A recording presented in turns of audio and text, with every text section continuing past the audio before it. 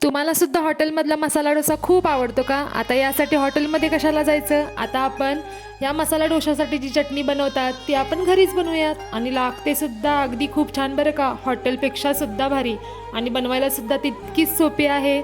आणि हा डोसा तर चवीला भन्नाट लागतो.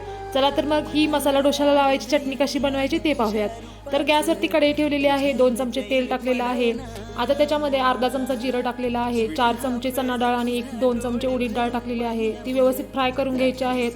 4 ते 5 लसूण पाकळ्या आणि 1 कांदा मोठा चिरून टाकायचा आहे आणि आवडीप्रमाणे लाल मिरच्या टाकायच्या आहेत. चवीनुसार मीठ टाकायचं आहे आणि थोडीशी हळद टाकून हे मऊ होईपर्यंत आपल्याला ह्या तेलामध्ये परतून घ्यायचं आहे. त्याच्यानंतर हे सगळं थंड करून एका मिक्सरच्या भांड्यामध्ये काढून घ्यायचं आहे आणि आवश्यकतेनुसार पाणी टाकून याची बारीक अशी पेस्ट करून घ्यायची आणि काय आपली मसाला डोशाची जी चटणी आहे ती तयार झालेली आहे. नक्की ट्राय करून बघा, तुम्हाला नक्कीच आवडेल. आणि हो, रेसिपी आवडल्यास चॅनलला सबस्क्राईबसुद्धा करायचं आहे. धन्यवाद.